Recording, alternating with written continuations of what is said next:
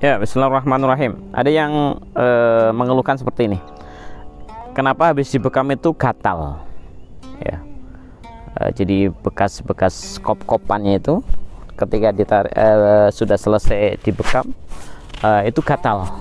Gatalnya itu pengen digaruk terus gitu. Udah berapa jam pun masih gatal terus, bahkan sampai berhari-hari masih gatal. Itu menandakan apa? Ya, itu menandakan adalah oksidan berlebih dalam tubuh kita yang disebut dengan kadar histamin. Kadar histamin berlebih dalam tubuh kita ketika ditarik dengan bekam, maka dia akan menumpuk di permukaan, ya, menumpuk di permukaan kulit kita, dan itu kulit kita kan sensitif, kulit kita kan sensitif. Jadi ketika ada penumpukan hawa suhu panas, material panas di sana, maka akan terasa gatal. Nah, coba kalau kita terpecik api, ya, terpecik api itu atau bara mungkin atau debu yang masih panas, mungkin kita akan langsung gatal, itu langsung membuang dan gatal. Itu menandakan apa? Ketika dibekam kok jadi gatal, menandakan oksidan yang disebut dengan kadar histamin itu berlebih dalam tubuh, dan ini kalau tidak dikeluarkan akan bahaya. Dan ini bukan disebut kontraindikasi, ya, ini adalah bagian daripada proses detoksifikasi, ya, proses detoksifikasi, bukan kontraindikasi. Nanti beda, saya jelaskan yang kontraindikasi bekamnya. Kalau ini adalah proses detoksifikasi, histamin yang berlebih ketika dibekam akan menjadikan gatal. Dan ini ketika kita nanti sering dibekam, ketika histamin berlebih, maka tidak akan menjadi gatal, karena histamin itu akan keluar berulang-ulang ketika melalui bekam yang menjadikan histamin berkurang, darah statis berkurang, maka berikutnya tidak akan gatal. Dan ini menjadi pengetahuan buat kita, ternyata histamin yang menumpuk di dalam usus besar itu bisa keluar lewat darah statis. Dan perlu diketahui bahwasanya histamin itu sangat sekali berbahaya ketika berlebih. Yang menumpuk pertama itu di usus besar. Ketika sudah berlebih, dia akan masuk ke paru-paru, bukan ke tempat lain. Dari usus besar dia akan dinaikkan ke paru-paru yang menjadikan gangguan respirasi, kadang jadi asma, dan ketika sudah terinfeksi menjadi TB, dan itu ketika sudah muncul virus, dan itu akibat karena menumpuknya histamin yang tidak terbuang. Dan dengan cara dibekam tadi, meskipun hasilnya gatal, tapi itu bisa menyelamatkan dua organ usus besar dan organ paru-paru.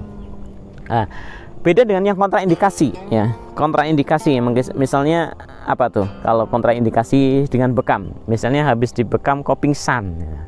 Habis dibekam itu kok jadi pusing, itu bukan detoksifikasi, tapi itu adalah kontraindikasi. Apa? Karena salah, bukan berbekamnya, ya, bukan salah berbekamnya, tapi salah untuk dibekam. Jadi kita memahami di sini tidak semua penyakit itu harus dibekam, karena ada sehat itu adalah menyeimbangkan, dan bekam itu adalah salah satu menyeimbangkan tubuh ketika tubuh itu berlebih, ya.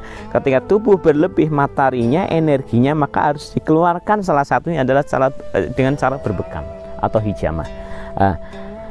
Ketika ada orang dibekam kok pingsan, berarti karena energinya mungkin kurang, materialnya kurang, dan ini salah untuk dibekam, maka tidak boleh ada pembekaman atau hijamah kepada mereka-mereka yang kekurangan materi dan kekurangan energi.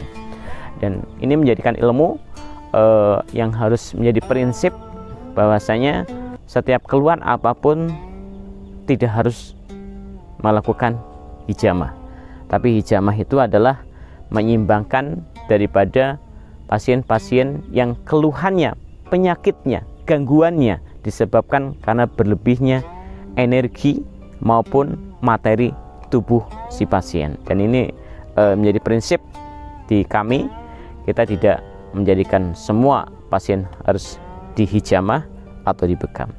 Dan tadi beda antara kontraindikasi dengan detoksifikasi, ya. Kalau yang habis dibekam kemudian gatal, itu adalah detoksifikasi daripada unsur oksidan yang disebut histamin. Sedangkan kalau yang dibekam kemudian pingsan, pusing, itu adalah kontraindikasi karena ada kelemahan fungsi daripada si pasien yang seharusnya tidak boleh dibekam tapi ternyata dibekam.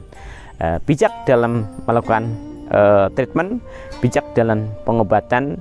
Yang disebut pengobatan, treatment adalah mengembalikan keseimbangan, karena keseimbangan adalah sumber daripada kesehatan tubuh kita, badan kita, pasien kita. Barakallahu fiik. Salam sehat dari Cordova Tasikmalaya, Spot Ruqyah Tasikmalaya. Assalamualaikum warahmatullahi wabarakatuh.